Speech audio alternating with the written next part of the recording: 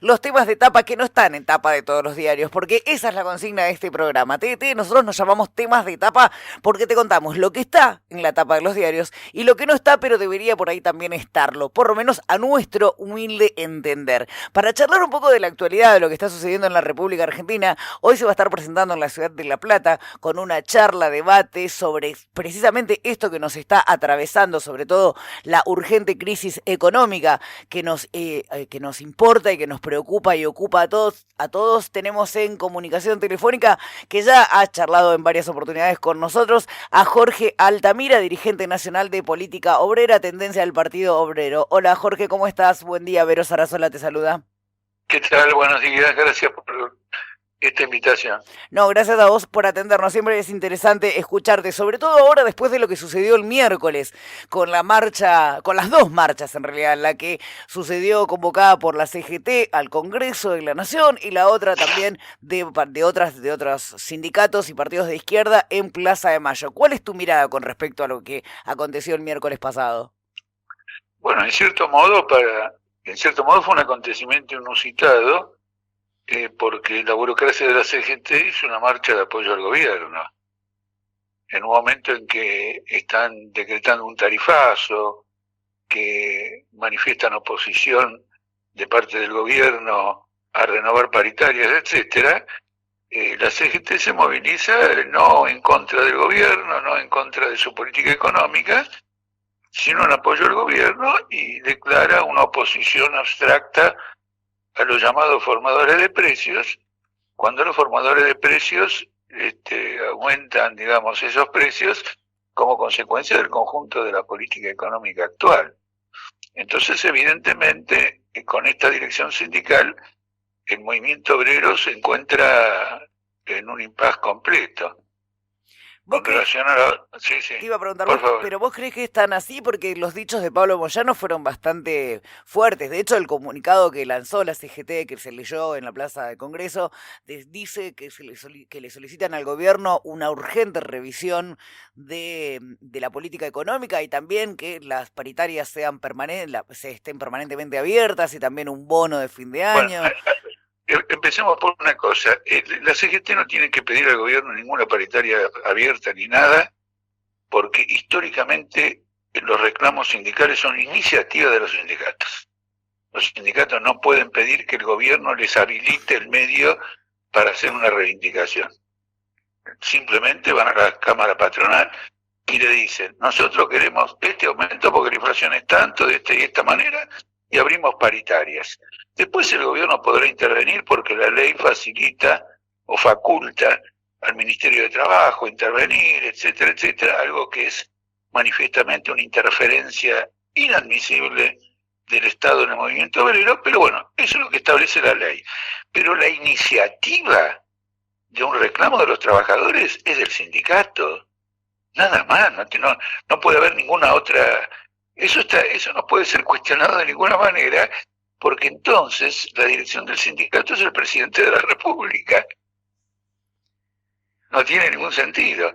No, manifiestamente es una CGT colaboracionista, y la marcha apunta a contener lo que se teme sea una tendencia a una rebelión popular, porque como consecuencia de todos estos tarifazos, de la caída del salario y de la situación gravísima de los trabajadores desocupados, es claro que va a haber, y ya está viendo. El otro día el diario La Nación dijo que en Argentina las manifestaciones por conflictos sociales eran 10 veces superiores a las del resto del mundo.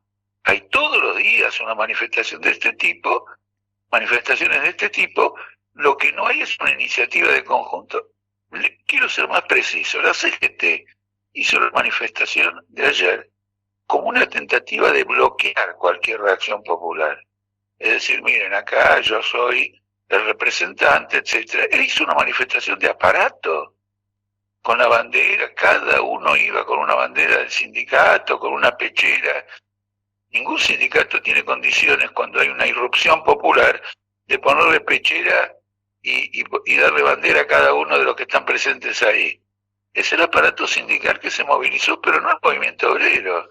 no la clase obrera real. ¿Y cuál crees que es, para vos, la marcha del 17, la marcha del miércoles, lo que organizó la CGT tiene que ver con no fue una demostración al gobierno de decir, atentis que acá estamos nosotros los sindicatos, si esto no se revierte volvemos a la calle, porque fue lo que dijo Pablo Moyano? No, Pablo Moyano habla mucho. La manifestación fue lo contrario, fue un mensaje al movimiento obrero, ¿no es cierto?, de que se está ocupando de las cosas que no se ocupa, como un intento de frenar iniciativas que escapen al control de la burocracia sindical. Indudablemente. Pero eso es muy, muy obvio. ¿Cómo se puede hacer una manifestación contra una cosa tan abstracta como la inflación? ¿Abstracta en qué sentido? Tanto vos como yo somos personas reales, pueden criticarnos y todo lo demás. La inflación es una abstracción, ¿no es cierto? La inflación es el resultado de una determinada política económica, etcétera. Es decir, una política económica que desde el Banco Central a todos lados va apuntando al rescate de los dueños de la deuda pública argentina. Hubo una corrida contra el dólar de parte de estos dueños de la deuda y el Banco Central salió a rescatarlos emitiendo dinero. Yo no vi que haga lo mismo para un trabajador desocupado, ni para nadie. No vacilan en emitir cuando se trata de rescatar acreedores. Entonces esto indudablemente es una política inflacionaria. ¿Cómo es inflacionario el acuerdo con el Fondo Monetario Internacional? ¿Por qué es inflacionario? Porque el Fondo Monetario le pide que reduzca el déficit fiscal mediante el recurso de aumentar ingresos públicos por medio precisamente de la inflación. ¿En qué sentido? El impuesto más importante de Argentina, algo que las patronales nunca mencionan cuando se quejan de la presión impositiva, es el IVA. Y el IVA grava precios. Y si los precios aumentan, aumenta el IVA, aumenta la recaudación y en principio disminuye el déficit. Como los trabajadores estatales no reciben salarios acorde con la inflación, está claro que los ingresos crecen con la inflación y los gastos no crecen proporcionalmente porque entonces el acuerdo mismo con el FMI es inflacionario. Y esta es la situación. Nosotros propugnamos por iniciativas independientes de la clase obrera fuera del marco de la burocracia, porque el deterioro salarial, ¿de quién es responsabilidad? Obviamente de la política económica, de la inflación, del acuerdo con el FMI, pero fundamentalmente de los sindicatos, porque los sindicatos se crearon en todos los países del mundo para combatir las tendencias negativas de sus representados, que son los trabajadores. Cuando me hablas de tarifazos, ¿a qué te referís? ¿A esto, la segmentación de los subsidios de las tarifas, por ejemplo? Bueno, esa es la designación que le da el gobierno. Yo no tengo por qué copiar la designación del gobierno. Pero no estás de acuerdo que todos quienes llenamos el formulario es bastante claro que, a ver, quienes, por ejemplo, yo alquilo, quienes alquilamos, vamos a seguir sosteniendo el subsidio. ¿No estás de acuerdo con que quien más tiene no esté subsidiado por el Estado? Sí, bueno, si fuera simplemente el que más tiene, ellos tienen una lista del que más tiene y hasta con nombre y apellido les pueden meter el tarifazo que quieran. Eso no es así. Esto es un tarifazo porque la base de este tarifazo tiene que ver con un subsidio que el gobierno le da a las petroleras y que le da a las gasíferas, aumentándoles el precio mucho por encima del costo y entonces afecta la generación de energía, etcétera. Es un aumento del precio de la energía y entonces lo quieren trasladar a las tarifas. Ahora, el problema es el salario. Uno puede pagar las tarifas que sea si tiene los salarios correspondientes, pero si no tiene los salarios correspondientes, un aumento de tarifa es un tarifazo. Otra cosa más, nadie conoce los costos de producción quiero decir, nadie no, las empresas lo conocen, los funcionarios del gobierno lo deben conocer, pero no es público cuál es el costo de generación de energía. Esto lo digo porque la insistencia de los técnicos que favorecen el tarifazo, por ejemplo, un artículo reciente en Clarín de un ex ministro de Energía, no hablan nunca de los costos. Ellos dicen lo siguiente: como el precio internacional del petróleo y gas es muy alto, ese debe ser el precio en Argentina, pero no tiene que ver con el costo. ¿Y cómo, después de este análisis, cómo se resuelve entonces lo que nos está pasando? Porque al Fondo Monetario Internacional hay que pagarle porque se le debe, o vos planteás entrar en default y no pagar, o renegociar otra No, vez. no, no se trata de un default porque ocurre lo siguiente, la Argentina está en default. El otro día hubo un canje de deuda. Eso, evidentemente el canje de deuda, digamos, fue voluntario, el gobierno apalabró, pero les canjeó la deuda. ¿Qué quiere decir que les canjeó? No le pagó los títulos que tenía, sino que le hizo un canje por nuevos títulos. Sí, sí al año que viene. Exacto, sí, al año que viene, pero a una tasa de interés bien superior. Sí, nosotros lo comentamos acá al aire, que en realidad fue una de las primeras medidas de Sergio Massa, ese recanje de títulos públicos que pasaron para que en realidad no es que no se pagó nada, se pasó al año que viene, se va a pagar el año que viene y más caro, por supuesto. Indudablemente, pero además hay dos datos fundamentales. La deuda en dólares se cotiza a 20 centavos. Eso significa que los acreedores creen que Argentina no va a pagar, al extremo de que han perdido el 80% del valor de su deuda. Si la venden ahora, oficialmente no perdieron nada porque a su vencimiento el Estado le tiene que pagar el 100%.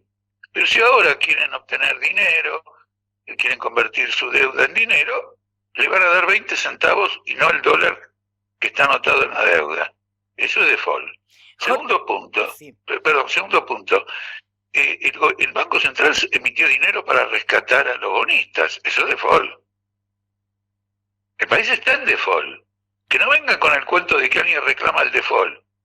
El país está en default y el gobierno trabaja para resolver ese default en contra de los trabajadores, de la salud. El costo de la salud es demencial. El costo de los medicamentos es demencial. Esa es la política oficial. Entonces el CGT debería denunciarlo e ir a una huelga general. Y ya les digo, los sindicatos deben tomar la iniciativa. El deber de un sindicato es actuar como sindicato y no depender o subordinarse a ninguna trayectoria política del Estado. ¿Y cuál es para vos tu mirada? ¿Cuál es la salida entonces? Porque realmente se nos hace muy difícil a quienes somos el jamón del sándwich, como nos digo yo, los que estamos en el medio, los 47 millones de habitantes de la República Argentina. ¿Qué es lo que tenemos que pensar? ¿Cuál debería ser la salida según tu mirada? Bueno, eso es un poquito más complejo, pero tampoco, quiero decir, complejo de un lado, pero sencillo del otro. El gran problema del país tiene que ver con lo que hemos hablado y que vos has insistido muy bien, que es la siguiente cuestión. La clase obrera, los trabajadores, no son un factor político autónomo en el país.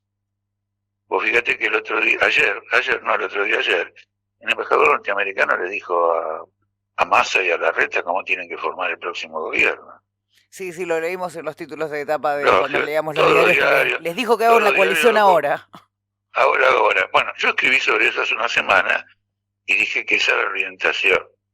¿No es cierto? Es muy importante. A mí me produjo la sensación de que, bueno, tenemos político obrero una visión realista. Nos anticipamos a acontecimientos que se van a producir, a pesar de que hacemos pronósticos controvertidos, porque decir que Massa buscaría una coalición es un pronóstico controvertido. De todo modo, te doy un dato. Este hombre que Massa quería colocar como programador, como segundo de él, que es un neoliberal, que es una suerte de macrista, va a nombrarlo. Y este es el primer acto de un gobierno de coalición. Un macrista como segundo de Massa en el Ministerio de Economía, que alcanza producción, que alcanza esto y que alcanza lo otro. Así que eso ya está consumado. Perdóname, Jorge. Un perdonito, que se lo digo a los kirchneristas. No se hagan los distraídos. Eso te iba a preguntar, y entonces, ¿cuál te parece que es el rol? Porque el peso político dentro de la coalición del Frente de Todos, los votos, digamos, pertenecen al espacio de la vicepresidenta. Esa es la realidad. El mayor caudal de votos está en el espacio de la vicepresidenta. ¿Vos te parece que Cristina Fernández y el espacio de la cámpora dentro del Frente de Todos no va a decir nada al respecto? Sí, especialmente no va a decir nada. Va a ser un arte del silencio, porque con motivo de la corrida cambiaria que hubo, que podía haber llevado el dólar al diablo y armado un desastre de orden general, Cristina Fernández dijo, bueno, esto tengo que ceder. Si tengo alguna posición en contra, lo que fuere, tengo que ceder. Y entonces le da a Massa un superministerio porque Massa le ha dicho, mira, tengo la confianza de Estados Unidos. Si vos mirás los diarios, el embajador argentino en Estados Unidos dijo que ya está todo arreglado, que hay un apoyo, etcétera. Lo dijo Argüello, no me acuerdo su primer nombre, si Juan o José creo. Argüello. Ah, Jorge Argüello, sí. Bueno, yo compartí con él, éramos diputados en la legislatura, lo conozco bien ahora, embajador norteamericano. Fue muy claro.